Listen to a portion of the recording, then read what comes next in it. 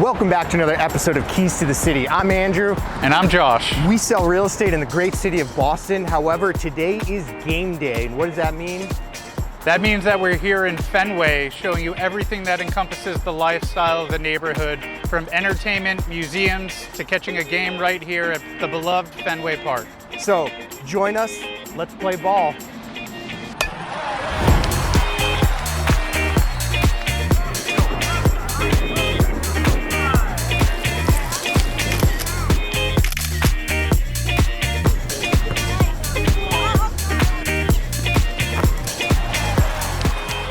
We're here at the famous Fenway Park.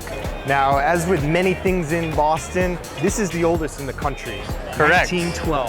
1912, Fenway Park was built, still standing today. It's gone through a handful of renovations over the years, but most of its original details are still intact. One of our favorite elements about Fenway Park is that it's been transformed into a multi-purpose concert and really arena, which they didn't previously do, 10, 20 years ago. Some of the top artists in the world you can see perform here. Josh, you've seen a handful. Yeah, just in recent weeks, there's been Lady Gaga, Bad Bunny, coming up soon, Aerosmith, and Red Hot Chili Peppers. Now, Fenway itself as a park is actually one of the smallest parks. It holds less than 40,000 seats. However, for these other style of venues and events, it's really a cool venue and a great place to go. Yeah, and in terms of ballparks all throughout the country, most other cities have demolished their previous stadiums and rebuilt larger stadiums, where Boston likes to keep its character and has maintained Fenway Park all throughout these years and has ultimately created the cornerstone of baseball parks in the entire country. People from all over the world, even if they're not Red Sox fans, come here just to say they've been to Fenway Park. Now, the name itself is also partially why the neighborhood is so recognizable. There's the Fenway, there's the Fens, there's Fenway Park, but everybody knows Fenway. When you mention it, they're talking about Boston. So we're now on Lansdowne Street, which is directly next to Fenway Park. And Lansdowne is essentially an entertainment hub of Fenway. You have everything from music venues to bars to restaurants. Josh, what kind of venues and music events can we see here? Well, you can see tons of artists even outside of the typical concert series at Fenway Park. On Lansdowne, you can get the House of Blues, which brings tons of artists all throughout the years, and also the brand new MGM Music Hall, which is actually just opening this week and is a 5,000 person capacity, state-of-the-art concert venue. We're looking forward to checking that one out. All right, so if you're going to a game at Fenway Park or just coming to take in the ambiance of the game, head over to Bleacher Bar. Bleacher Bar is kind of a hidden gem of the city that not many tourists will know about, only the locals truly know about it. And it's a bar that actually has a huge picture window of the outfield in the entire stadium of Fenway. So even if you don't have tickets to the game, you can go to this bar and watch it from inside the bar. And even if you are coming to the game, it's the perfect place to pregame.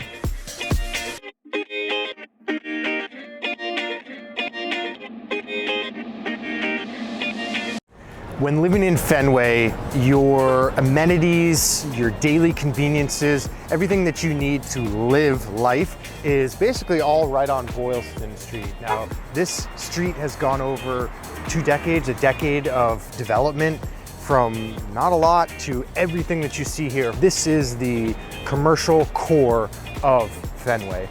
Yep, and on top of that commercial core above is all high-rise condominiums and luxury apartments as well. And Boylston Street is typically known for the segment that covers Back Bay, but all of this new development has quickly established Boylston Street as a landmark street in Fenway. Now in Fenway, just half a block off of the hustle and bustle of Boylston Street and Fenway Park is the residential neighborhood of Fenway. Now this consists primarily of, early 1900s brick buildings that have been built typically with a higher unit count. Yep.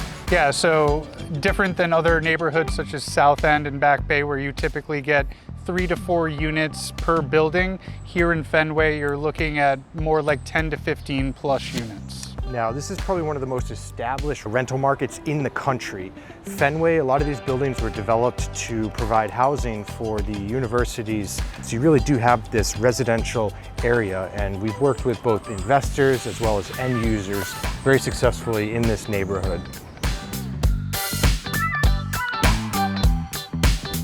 Now, if you're looking for a little peace and quiet in Fenway, the Fens is the place to come. Now, this is a park that's at the top of the Fenway and is the beginning of the Emerald Necklace Conservation program here in Boston. Now, we're here in the Victory Gardens, which is actually a community gardening space for residents to come and have a little sanctuary within the city limits. Now, the Victory Gardens take up the top third of the Fen. However, the rest consists of a pond as well as a few soccer fields, places to run, jog. It's a really great area just to have a nice loop that's about 1.5 miles long.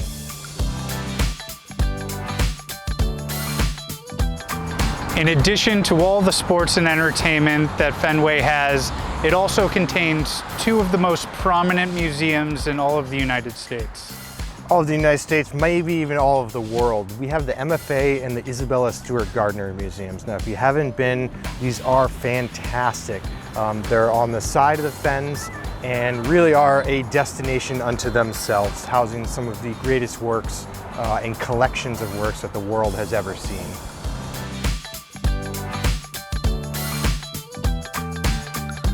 It's the bottom of the 9th, and we wanted to thank you for joining us on this episode of Keys to the City. I hope we knocked it out of the park.